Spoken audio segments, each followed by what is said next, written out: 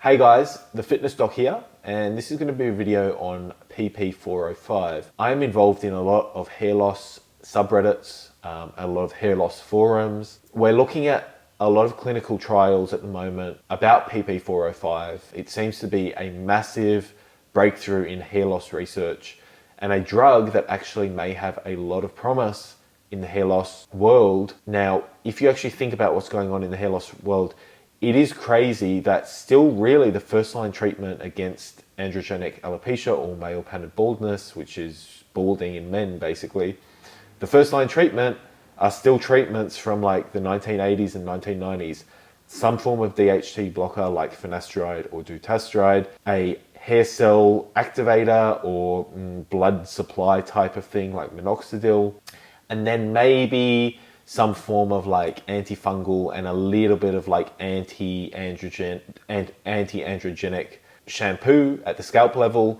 Say for example, something like ketoconazole shampoo, and then something like, if you want to go into more experimental drugs with no actual clinical data behind it, some form of androgen receptor blocker like RU58841, but a lot of people on Reddit seem to have heart palpitations and issues with RU58841. It doesn't seem to be well tolerated in most people, and also it's pretty not really known if it is actually safe or not, because no long-term clinical data has come from studies looking at RU58841. So really what we have is minoxidil, either topically or orally, some form of DHT blocker to stop the conversion of testosterone to DHT, which is the main hormone that advances and basically kills off hair follicles in men, or at least in the scalp tissue, like dutasteride or like finasteride, that's going to block that at the scalp. And then some form of shampoo like ketoconazole that has some weak anti-androgen effects in the scalp. If we think of those drugs, those sort of drugs came out in the 1980s or 90s, and that is 30, 40 years ago, and we're still using those as first-line treatments. So the fact that PP405 has come out, and I'm going to go into the research and what's actually happening in the news with it, this could be a massive breakthrough in hair loss research. And of course, people are getting very excited because there is promise that this finally could be the drug that basically cures balding in men. So PP405 is a novel topical treatment developed by Pelage Pharmaceuticals, and its mechanism of action is to reactivate dormant hair follicle or dead hair follicle stem cells that have died off to stimulate hair growth. So basically a reawakening of stem cells on hair follicles that have miniaturized in the process of balding. The way that it functions is pretty interesting. So it's inhibiting the mitochondrial pyruvate carrier, the MPC. And what that does is it increases something called lactate dehydrogenase, which is an enzyme that can, in certain circumstances, reawaken dormant hair cells that have miniaturized, promoting a transition from dormancy into the active growth phase or anagen phase of hair growth in the hair growth cycle. Now, if we look at the clinical trial progress, in phase 1, conducted in early 2024, the trial showed that even 0.05% concentration of topical PP405 applied to the scalp over 7 days was safe, pretty well tolerated, and really led to a pretty significant increase, or statistically significant increase, in the activation of hair follicle stem cells. And the phase 2A trial, initiated mid-2024, is looking at 60 men and women with androgenic alopecia to pretty much further evaluate the safety over an extended period of time and the results and efficacy of PP405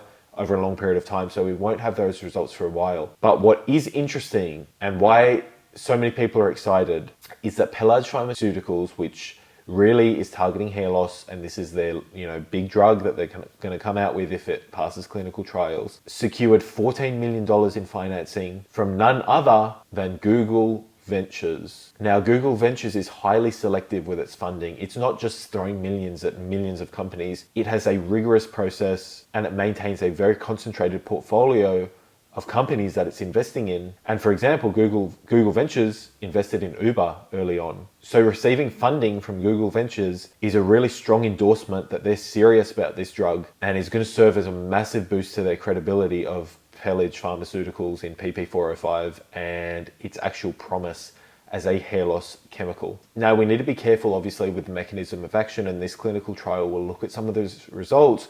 But the way PP405 is working is that it's affecting the mitochondrial activity of these dormant hair cells. Typically, what's happening when hair cells die off or they're dormant is that they tend to have a much lower metabolic activity, meaning they're not producing nearly as much ATP as something like an active hair cell. PP405 is trying to manipulate the way that that hair cell, that dormant hair cell, is making energy. So it's trying to ramp up lactate production in that cell, and increased lactate levels in cells have been shown to reactivate dormant stem cells. And the idea is if they can promote an environment conducive to stem cell growth or hair stem cell growth and activation, you're going to have hair regrowth as a big byproduct of that. Now, what is interesting is that PP405 is taking a direct metabolic approach to hair loss instead of something where we're always going around the issue, if that makes sense. For example, first-line treatment finasteride is trying to go around the issue and block testosterone converting to DHT, but it's not actually tackling or touching the hair cell itself. It's just trying to block any DHT reaching that hair cell.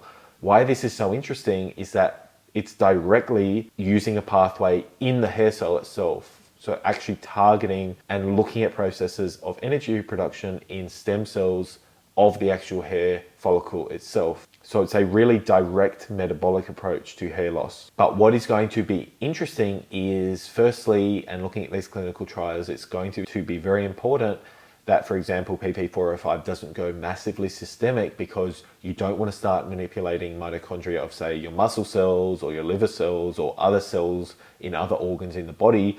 If it can stay localized to the scalp tissue only and not go systemic, that would be a massive benefit in the clinical trials, and something that would then therefore really be exciting for the hair loss world. So there's a lot still to come out. We should expect some of the clinical trial results to start coming out in the next few months. This is going to be really interesting to follow its progress. I'm going to do videos on this PP405 and Pelage Pharmaceuticals as the results come through.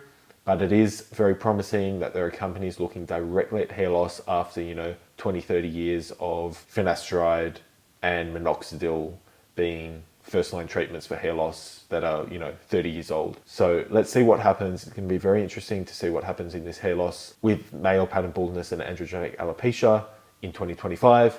Thank you so much for watching, guys. I will keep you up to date with PP405, and I will see you in the next video.